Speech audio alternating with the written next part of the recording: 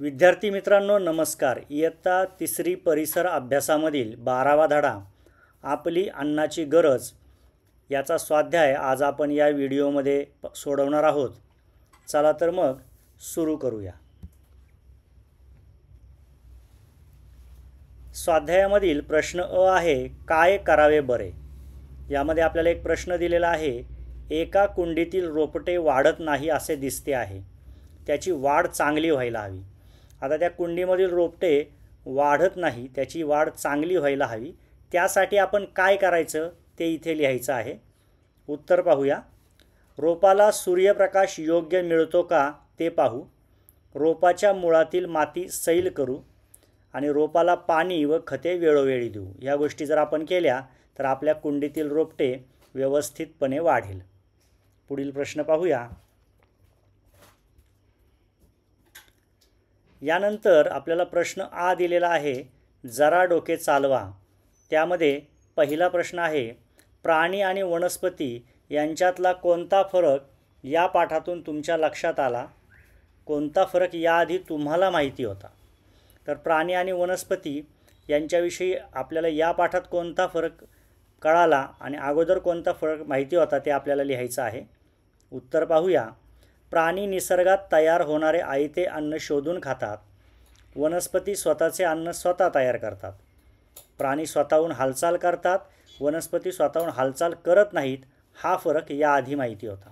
तर आपल्याला अगोदरच्या अभ्यासक्रमामध्ये हा भाग गेलेला आहे की प्राणी स्वतःहून हालचाल करतात, वनस्पती मात्र स्वतःहून हालचाल करत नाही।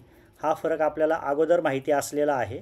आणि प्राणी निसर्गात तयार होणारे आयते अन्न शोधून खातात, वनस्पती मात्र स्वतःचे अन्न स्वतःच तयार करतात।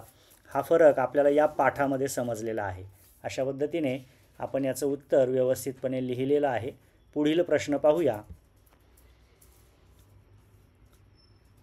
पुढे प्रश्न 2 आहे, खाली दिलेल्या प्राण्यांच्या यादीतून मांस खाणारे आणि मांस न खाणारे प्राणी वेगळे काढा। आपल्याला एक प्राण्यांची यादी दिलेली आहे आणि त्या यादीमधून मांस खाणारे प्राणी आणि मांस न खाणारे प्राणी आपल्याला वेगळे करायचे आहेत। उत्तर पाहूया। आपल्याला सुरुवातीला दिलेले प्राणी पाहूया। आपल्याला दिलेले प्राणी आहेत सिंह, हत्ती, गाढव, लांडगा, हरिण आणि शार्क मासा। आता यांना आपण मांस खाणारे व मांस न खाणारे असे विभागून लिहूया। सुरुवातीला मांस खाणारे यामध्ये प्राणी आहेत सिंह, लांडगा आणि शार्क मासा। आता मांस न खाणारे प्राणी कोणते आहेत तर हत्ती, गाढव आणि हरिण। अशा पद्धतीने दिलेल्या प्राण्यांपैकी मांस खाणारे आणि मांस न खाणारे प्राणी आपण वेगळे करून लिहिलेले आहेत। पुढील प्रश्न पाहूया।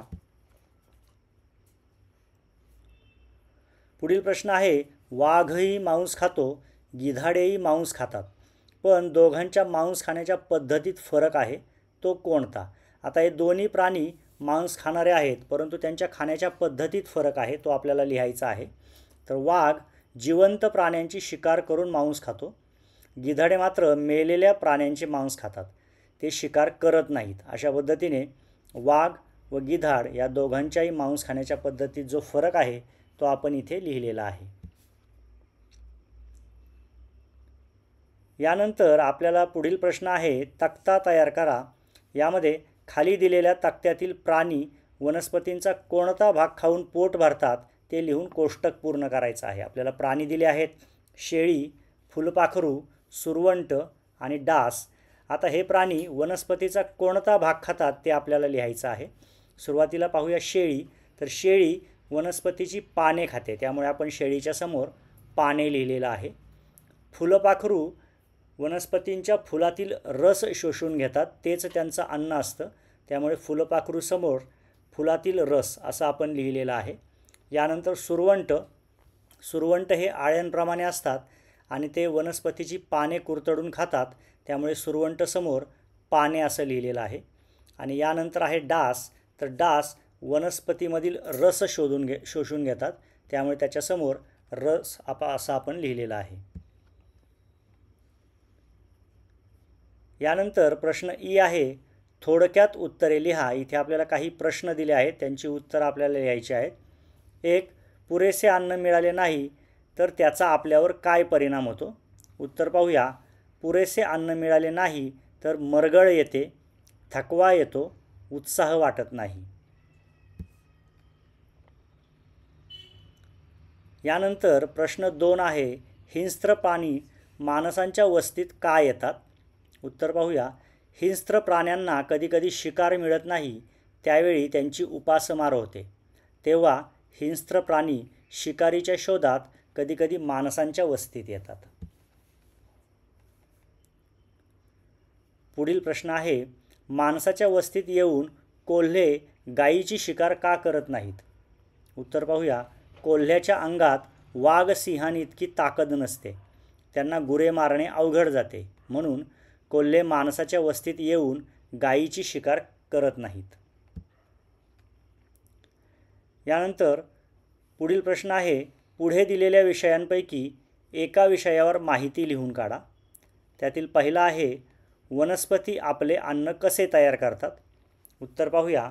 वनस्पतींची मुळे जमिनीतून पाणी शोषून घेतात. हे पाणी वनस्पतींच्या पानांपर्यंत पोहोचते. पानावर असलेल्या छिद्रांतून हवा पानांच्या आत शिरते. पानांवर सूर्यप्रकाश पडला की हवा आणि पाण्यापासून वनस्पतींची पाने अन्न तयार करायला लागतात.